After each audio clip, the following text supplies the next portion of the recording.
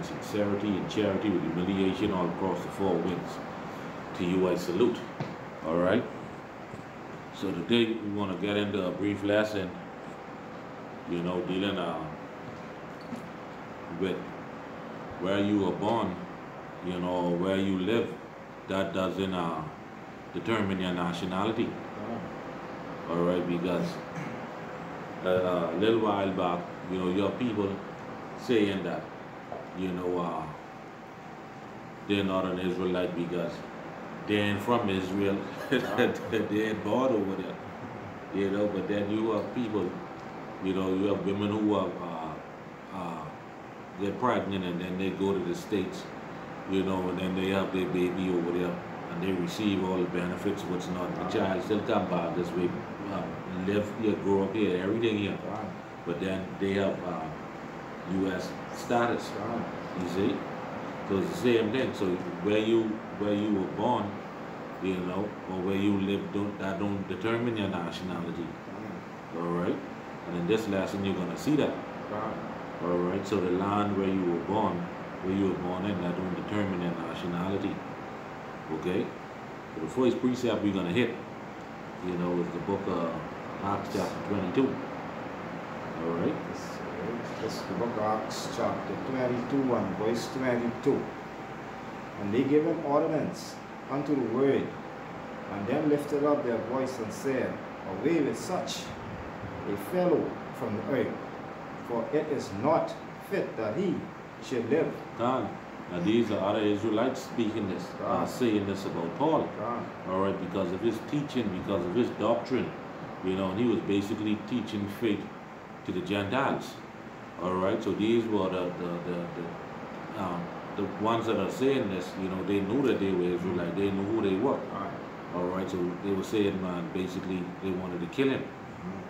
All right, but read on. And as they cried out, and cast off their clothes, and threw dust into the air, the chief captain commanded him to be brought into the castle, and bade that he should be examined by scourging, that he might know wherefore they cried so against him. God, all right, so pretty much they was getting ready to damn beat the shit out of Paul. All right, that's what was happening here. All right, read on. And as they bound him with thorns, Paul said unto the centurion, and stood by, is it lawful for you to scourge a man that is a woman and uncondemned? Read. When the centurion heard that, he went and told the chief captain, saying, Take heed what thou doest, for this man is a woman. Done. All right. So when you look up the word Roman, all that is saying a citizen of Rome, or a Roman citizen. All right. It ain't saying that that's his nationality. All right. You know, all Paul is saying, he's a Roman citizen and he lived there in Rome. All right. So once again, a city or country, you know, where you live or where you dwell or where you were born, that don't determine your nationality. No. All right. Because here in verse 25 it says, and they bound him with thorns. Paul said unto the centurion that stood by, Is it lawful for you to scourge a man that is Roman and uncondemned? All right. So what Paul is doing here, Paul is claiming, you know, to be a Roman citizen. That's all he's doing. He ain't say that he was an actual Roman. All right, because check this out. You'll have a so-called Chinese come here. All right, and he apply for status and all that. All right, with the proper paperwork and all that, you know, he can obtain a Bahamian citizenship. Same thing with Paul. Same thing with Paul is saying. All he's saying that he's a Roman citizen. That's it. You know, he ain't say that that's his nationality. All right. He said, man, he's a Roman citizen. That's it. All right. Now, there are other ways. There are ways that you can obtain Roman citizenship, but that's another lesson. All right. So the next precept we can hit is chapter 16. 16.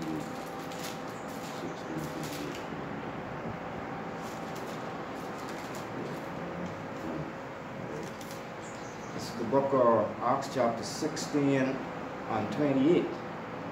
But Paul cried with a loud voice, saying, Do thyself no harm, for we are all here. Then he called for a light, and sprang in, and came trembling, and fell down before Paul and Silas.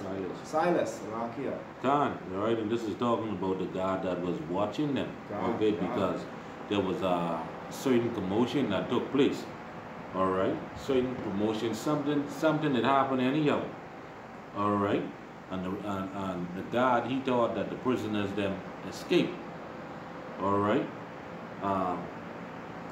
and he was basically about to kill himself because he know the outcome would have been anyhow, because the Romans then would have killed him anyhow. You see, because he, like I say, he thought the prisoners was gone. Why do you think Paul said this in verse 28? It says, but Paul cried with a loud voice, saying, Do thyself no harm, for we are all here. Alright, which proves that this Roman, alright, or this centurion, he was going to basically kill himself. Alright, but read on. Verse 30. And brought them out, and said, Sirs, what must I do to be saved? And they said, Believe on the Most High Yahushua Mashiach, and thou should be saved, and thy house. And they speak unto him the word of the Most High unto all that were in the house. And he looked, and he took them the same hour of the night, and washed their stripes, and was baptized, he and all the straightway. And when he had brought them into his house, he sent meat before them, and rejoiced, believing in Yahweh with all his house. And when it was day, the magistrate sent the sergeant, saying, Let those men go.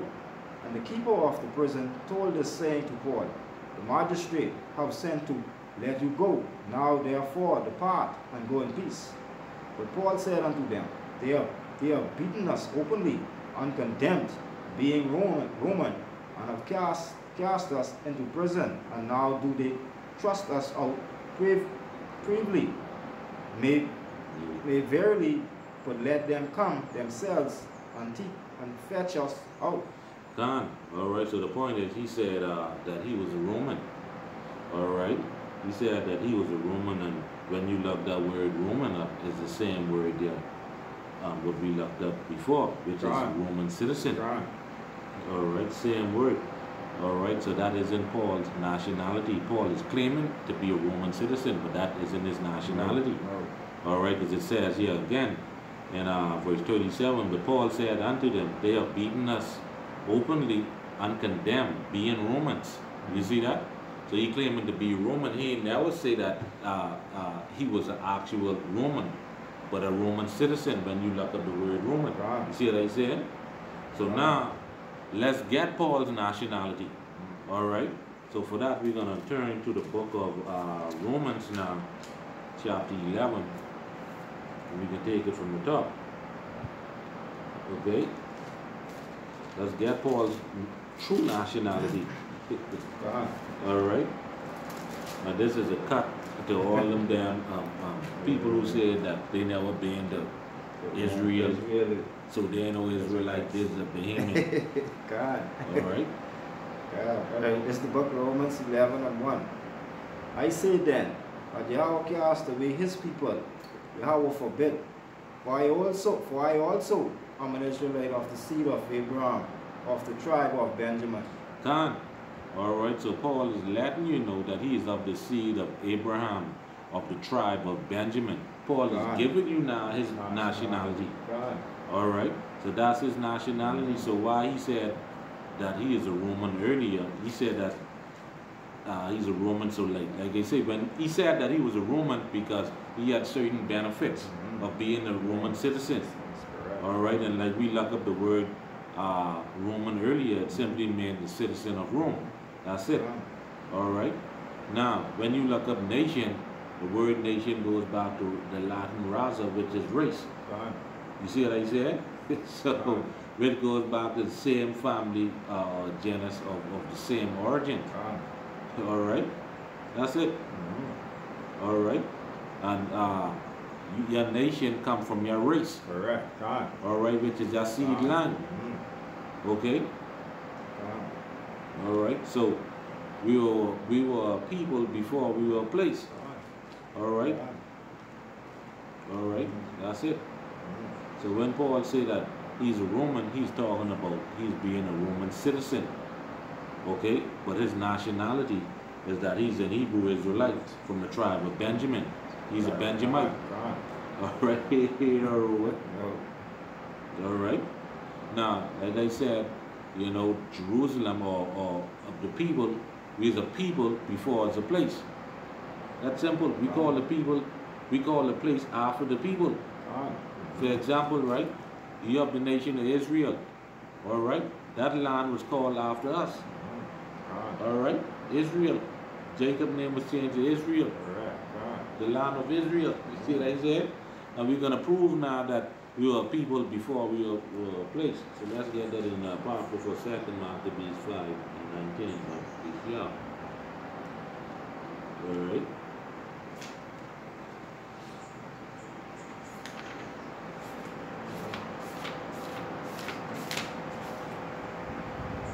This is the book of 2nd Maccabees, chapter 5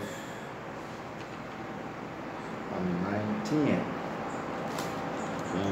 Right, 2nd Maccabees 5 and 19.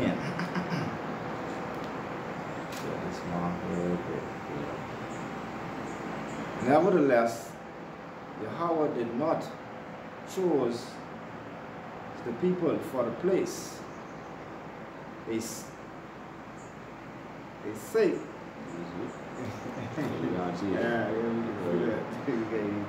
That's a lot here, right? Yeah. 2nd Maccabees 5:19 it said, nevertheless the Most High did not choose the people for the place sake, but the place for the people's sake.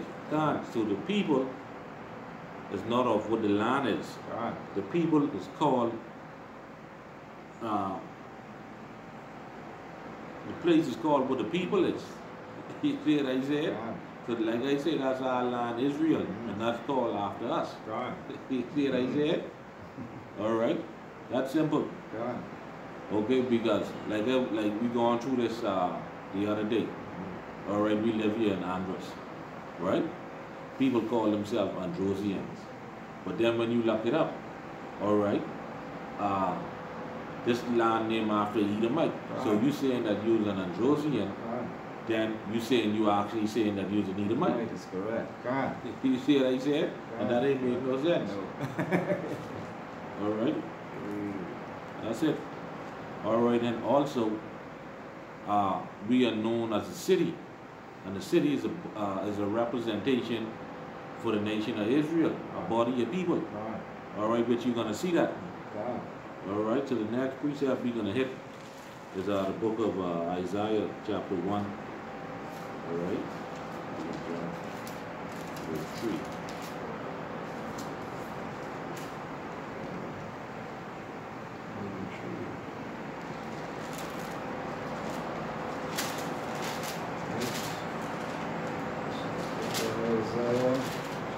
This is the book of Isaiah, chapter 1 and verse 3.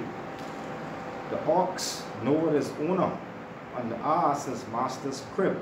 But Israel do not know. My people do it not consider. God, and a lot of our people don't know who they are. God. All right, and they don't consider the Most High at all, and they don't even consider that they are the people of God. God. They don't consider that they are the Israelites. God. All right. You know, so now let's jump down to verse 16. Finish prove our point.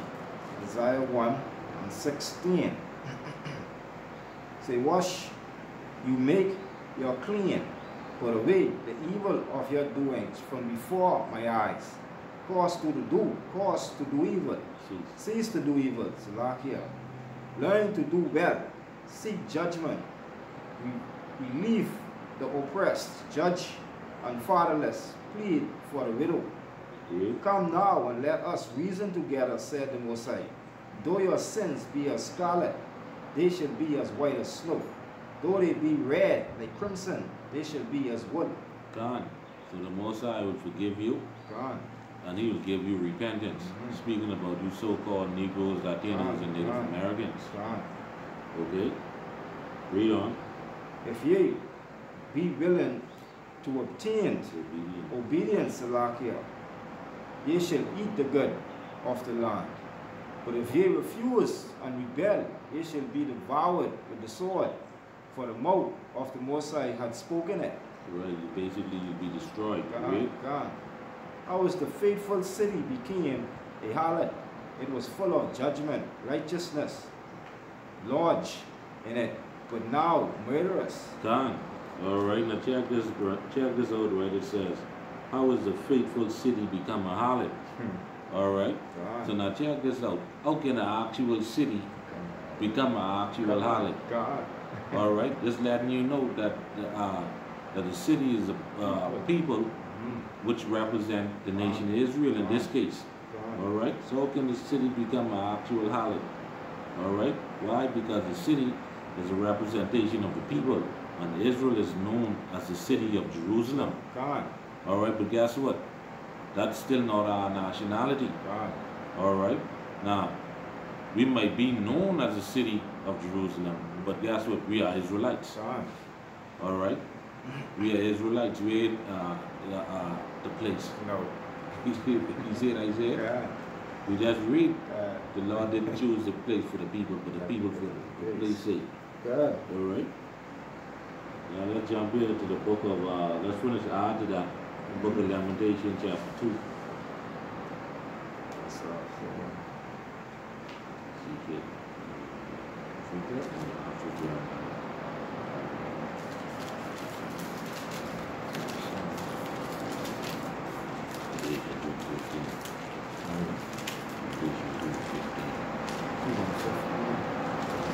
Alright, this is the book of Lamentation, chapter 2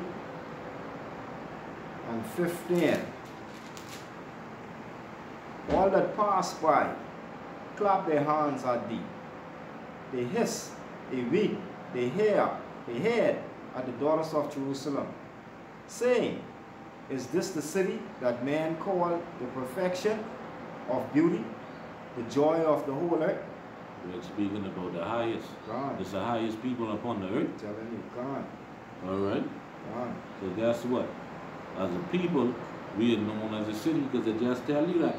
Alright, it says, all they that pass by clap their hands, clap their hands at thee, and hiss and wag their heads at the daughter of Zion, said, is this the city that man called perfection?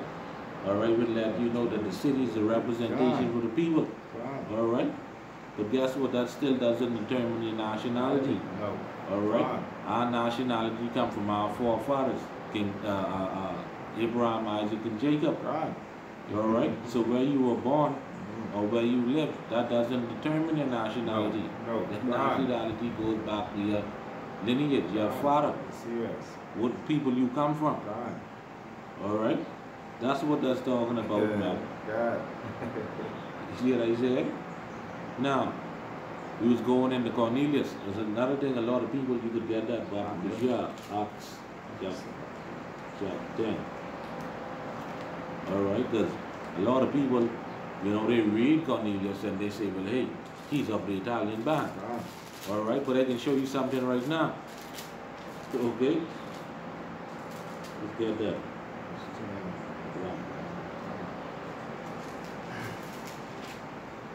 Alright, this is the book of Acts, chapter 10 and 1.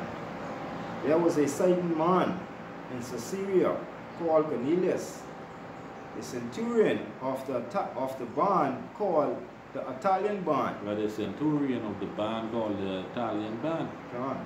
Alright, but what is right? Where is Italy? God. Where is Italy? God. Italy is in Rome. God. Alright? So that means now Cornelius is a Roman. No. You see how stupid these people is? God. It says here, it's called Italian band. And then they see Italian, right? They say, oh, he's from Italy. Oh, he's Italian. But guess what? Where's the nation of Italian in the scriptures? God. See what I said? All it is saying, man, he just is a part of this band. That's it. All right, because we already established, all right, you are who your father is, not where you were born or where you live. You see what I said? All right, so the place doesn't determine your nationality. Your nationality goes back to your father. So whatever race or lineage your father's from, that's where you from, not where you damn live or where you born. All right. But now check this out, right? We're gonna finish cut this and let's jump to 27 and 1 now. Probably for sure. All right. This is the book of Acts 27 and 1. And when it was determined that we shall sail into Italy, they delivered Paul and certain other prisoners unto the named Julius, a centurion of Augustus' band. Done. All right. Now, we just read in Acts chapter 10, and 1 it says the Italian band. Now here in Acts 27 and 1, this one is saying the Augustus band. All right, you see that? All right. So, where's the nation of Augustus? You see what I said? You see how stupid these people is? Where's the nation of Augustus? All this is saying, man, that this centurion was just of the band that's called Augustus' band. And the same thing with Cornelius. Cornelius was just of the band that we call the Italian band. That's it. There ain't no race of Italian or a race of Augustus. No. That's it. You see what I said? Yeah, man. All right.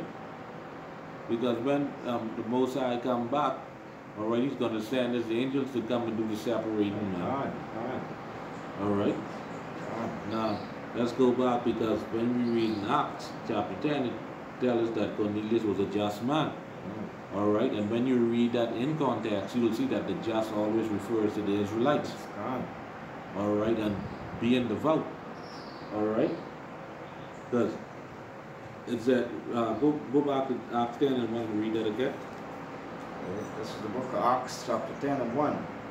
There was a certain man in Caesarea called Cornelius, a centurion of the band called the Italian band, a devout man, and one that feared the Most High with all his house.